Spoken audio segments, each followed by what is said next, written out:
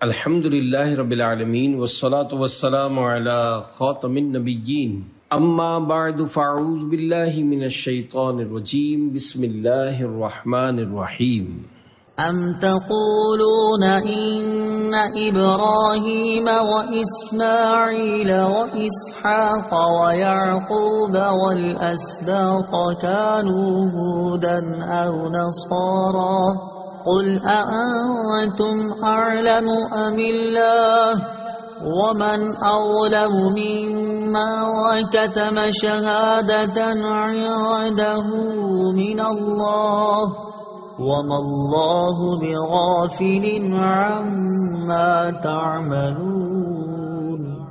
ترجمہ: اے اہل کتاب، کیا تم یہ کہتے ہو کہ ابراہیم اور اسماعیل اور اسحاق اور یعقوب اور ان کی اولاد یہودی یا نصرانی تھے؟ تم فرماؤ، کیا تم زیادہ جانتے ہو یا اللہ؟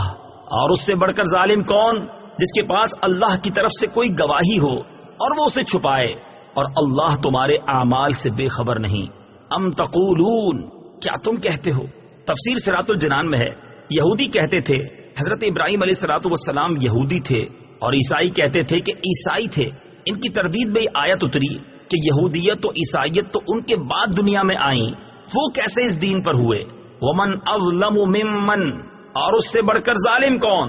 تفسیر صراط الجنان میں ہے، اللہ تعالیٰ کی گواہی کو چھپانے والا بڑا ظالم ہے، اور یہ یہودیوں کا حال ہے جنہوں نے اللہ تعالیٰ کی شہادتیں چھپائیں جو توریت شریف میں مذکور تھی کہ محمد مصطفیٰ صلی اللہ تعالی علیہ وسلم اس کے نبی ہیں اور ان کے یہ اوصاف ہیں، اور حضرت ابراہیم علیہ الصلوۃ والسلام مسلمان ہیں اور دین مقبول اسلام ہے، نہ کہ یہودیت و نصرانیت۔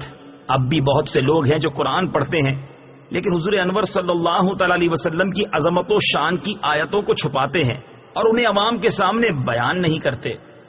تلك أمة قد خلت لها ما كسبت ولكم ما كسبتم ولا تسألون عما كانوا يعملون۔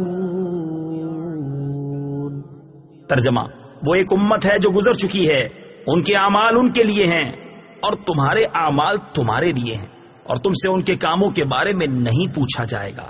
تلک امتن، وہ ایک امت ہے۔ تفسیر صراط الجنان میں ہے، اس آیت میں یہودیوں کو ایک بار پھر تنبیہ کی گئی کہ تم اپنے اسلاف کی فضیلت پر بھروسہ نہ کرو، کیونکہ ہر ایک سے اسی کے اعمال کی پوچھ گچھ کی جائے گی۔ اس میں ان مسلمانوں کے لیے بھی نصیحت ہے جو اپنے ماں باپ یا پیر و مرشد وغیرہ کے نیک اعمال پر بھروسہ کر کے خود نیکیوں سے دور اور گناہوں میں مصروف ہیں۔ صدق اللہ